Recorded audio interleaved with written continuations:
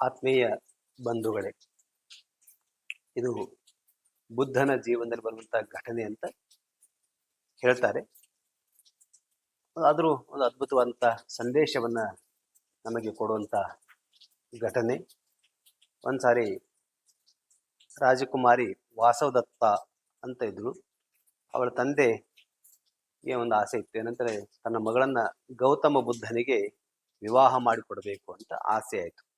ಆದ್ರೆ ಬುದ್ಧ ಹೇಳಿದ, ನಾನು ನಿರ್ವಾಣ ಮಾರ್ಗವನ್ನು ಅನುಸರಿಸ್ತಾ ಇದ್ದೇನೆ ಮತ್ತು ನಾನು ನಿರ್ವಾಣ ಮಾರ್ಗವನ್ನು ಅನುಸರಿಸ್ತಾ ಬರುವಾಗ ನನ್ನ ಪತ್ನಿಯನ್ನೇ ನಾನು ತ್ಯಜಿಸಿದ್ದೇನೆ. ಇನ್ನು ನಿನ್ನ ಕನ್ಯೆಯನ್ನು ನಾನು ಸ್ವೀಕರಿಸುತ್ತೇನೆ, ಸಾಧ್ಯ ಇಲ್ಲ ಅಂತ ಹೇಳಿದ. ರಾಜಕುಮಾರಿ ಬುದ್ಧನ ಮಾತನ್ನ ತನಗಾದ ಅಪಮಾನ ಅಂತ ಬಗೆಯುತ್ತಾ ಪ್ರತೀಕಾರಕ್ಕಾಗಿ ಸಮಯವನ್ನ ಕಾಯ್ತಾ ಇದ್ಲಂತೆ. ಆಕೆ ತನ್ನ ಮದುವೆ ಆಗಲಿಲ್ಲ ಅಂತ. ಕಾಲ ಕಳೆದಂತೆ ಕೌಶಾಂಬಿ ಅಂತ ರಾಜ ಉದಯನೊಂದಿಗೆ ಅವಳ ವಿವಾಹವಾಯಿತು. ಒಬ್ಬ ರಾಜನೊಂದಿಗೆ ವಿವಾಹವಾಯಿತು. ಒಂದು ದಿನ ತಥಾಗತ ಅಂದ್ರೆ ಬುದ್ಧ ತನ್ನ ಶಿಷ್ಯರೊಂದಿಗೆ ಕೌಶಾಂಬಿಗೆ ಬಂದ.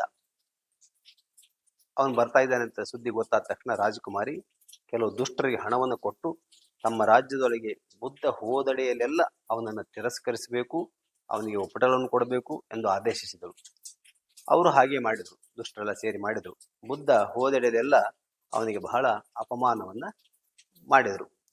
ಅದನ್ನು ಕಂಡಂತ ಬುದ್ಧನ ಶಿಷ್ಯ ಆನಂದ ಬುದ್ಧನ ಮೊದಲ ಶಿಷ್ಯ. ಅವನು ಬುದ್ಧನಿಗೆ ಕೇಳಿದ, ಭಗವಂತ, ಇಲ್ಲಿನ ಜನ ಸಭ್ಯರಲ್ಲ, ನಾವು ಇನ್ನೊಂದು ರಾಜ್ಯಕ್ಕೆ ಹೋಗೋಣ ಅಂತ. ಆಗ ಬುದ್ಧ ಹೇಳಿದ, ಆನಂದ, ಅಲ್ಲಿನ ಜನರು ನಮ್ಮನ್ನ ಇದೇ ರೀತಿ ಅಪಮಾನ ಮಾಡಿದರೆ ಬೇರೆ ಒಂದು ರಾಜ್ಯಕ್ಕೆ ಹೋಗೋಣ ಅಂತಂದ. ಅಲ್ಲಿಯೂ ಕೂಡ ಹೀಗೆ ಮಾಡಿದ್ರೆ ಅಂತ ಕೇಳಿದ. ಅದಕ್ಕೆ ಆನಂದ ಹೇಳಿದ, ಇನ್ನೊಂದೆಡೆ ಹೋಗೋಣ, ಅಲ್ಲಿಯೂ ಇದೇ ರೀತಿ ಆದರೆ ಅಂತ ಕೇಳಿದ. ಹಾಗಾದ್ರೆ 4ನೇ ಊರಿಗೆ ಹೋಗೋಣ ಅಂತ ಆನಂದ ಹೇಳಿದ. ಆವಾಗ ಬುದ್ಧ ಭಗವಂತ ಹೇಳ್ತಾನೆ, ಆನಂದ, ಸೇವೆಯ ಅರ್ಥ ದೀನ ಹೀನ ಅಜ್ಞಾನಿಗಳನ್ನ ಮೇಲೆತ್ತುವುದು. ಅದಕ್ಕಾಗಿ ನಾವು ಎಲ್ಲಿದ್ದರೂ ಕಾರ್ಯನಿರತರಾಗಲೇಬೇಕು. ಸ್ಥಳವನ್ನ ಬದಲಾಯಿಸಿದ ಮಾತ್ರಕ್ಕೆ ತೊಂದರೆಗಳು ಬದಲಾಗುವುದಿಲ್ಲ.